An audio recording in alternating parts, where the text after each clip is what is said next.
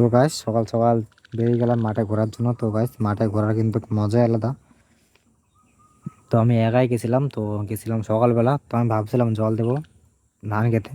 তো আমাদের ধান খেতে কয়েকদিন থেকে জল দেয় না, আর যেহেতু বৃষ্টি নেই আমাদের এদিকে অনেকদিন থেকে।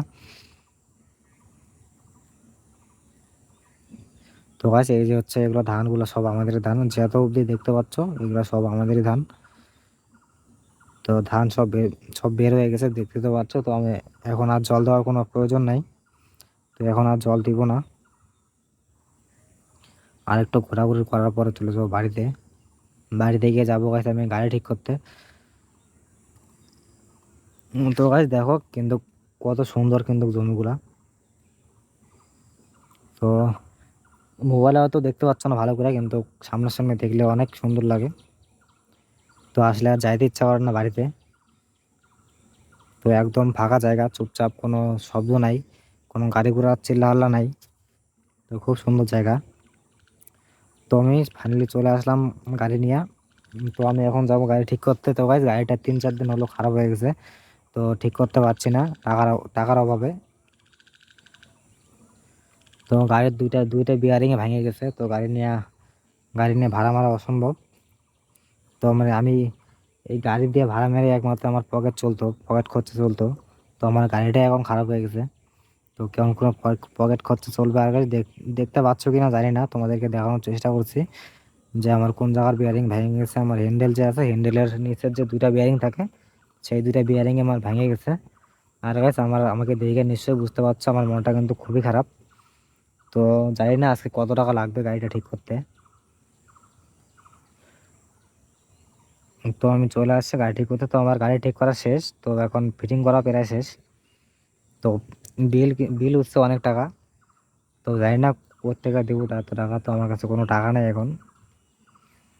তো বাবার কাছ থেকে নিতে লাগবে কিছু টাকা, নিয়ে দিতে লাগবে।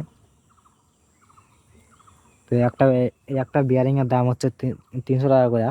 তাহলে দুইটা বিয়ারিং লাগাইছি, দুইটা বিয়ারিংয়ের দাম হচ্ছে 600 টাকা। আর যে লাগাই দিছে তার আবার এক্সট্রা টাকা নেবে। তো আমি বাবার কাছে আসছিলাম টাকা নেওয়ার জন্য। বাবা বললো যে একটু দোকানে বস, আমি একটু ঘুরে আসি।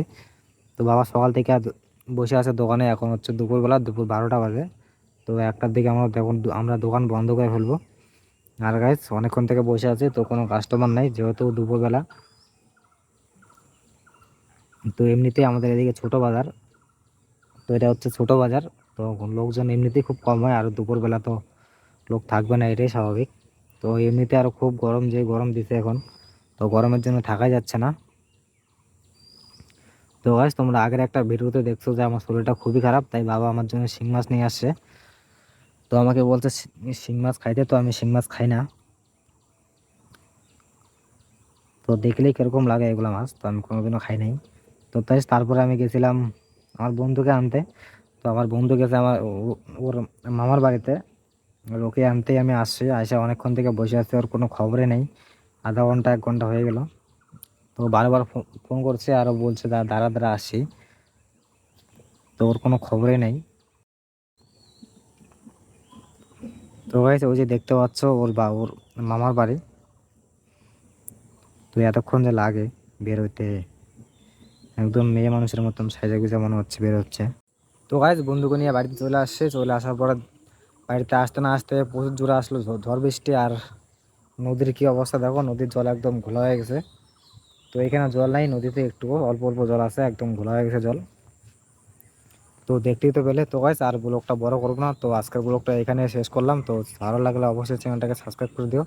আর গাইস টাটা।